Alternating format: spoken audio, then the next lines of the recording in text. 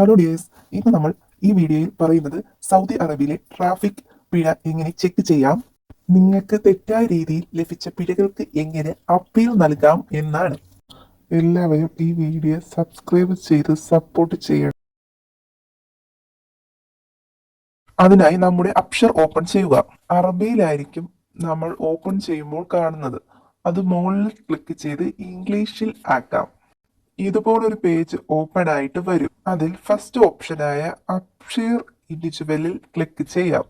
Next പേജിൽ സൈഡിലായിട്ട് കാണുന്ന ലോഗിനിൽ നമ്മളെ അക്കൗണ്ട് ഐഡിയും പാസ്വേഡും കൊടുത്ത് ലോഗിൻ ചെയ്യുക. നമ്മുടെ ഫോണിൽ വരുന്ന OTP ടൈപ്പ് ചെയ്യുക. ഇതിൽ നമുക്ക് ആവശ്യമായ ഒരുപാട് സർവീസ് കാണുക. അതിനകത്ത് മൈ സർവീസ് ക്ലിക്ക് ചെയ്യുക.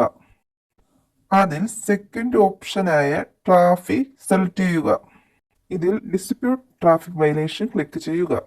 ഇതിൽ പറയുന്നുണ്ട് 30 ദിവസത്തിനുള്ളിൽ ട്രാഫിക് പിഴ കിട്ടിക്കഴിഞ്ഞാൽ നമുക്ക് അപ്പീൽ കൊടുക്കാം. അവർ ഒന്നുകൂടെ പരിശോധിച്ചിട്ട് നമുക്ക് റിജക്റ്റ് ചെയ്യുകയോ അല്ലെങ്കിൽ നമ്മുടെ അപ്പീൽ സ്വീകരിക്കുകയോ ചെയ്യും. ഒരു ഹിജ്റ വർഷത്തിൽ 5 തവണ അപ്പീൽ റിജക്റ്റ് ചെയ്തപ്പെട്ടാൽ ആ വർഷത്തിൽ കൂടുതൽ റിക്വസ്റ്റുകൾ സ്വീകരിക്കുന്നതല്ല. അപ്പീൽ സമർപ്പിച്ചതിന് ശേഷം പിഴ അടയ്ക്കുന്നതാണ് നല്ലത്. ഡിസ്പ്യൂട്ട് ട്രാഫിക് വയലേഷൻ കൊടുത്താൽ നമ്മുടെ ഓരോ ഫൈനും ഇവിടെ കാണാം.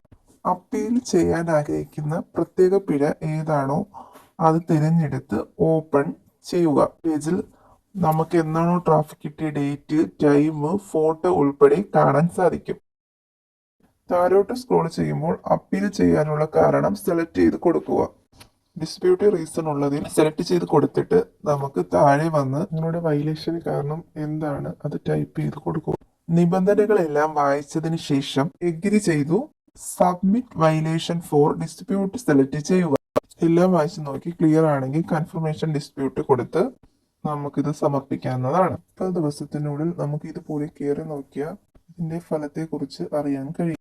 ഇപ്പോൾ നമ്മുടെ റിക്വസ്റ്റ് സക്സസ്ഫുള്ളി ആയിരിക്കുന്നുണ്ട്.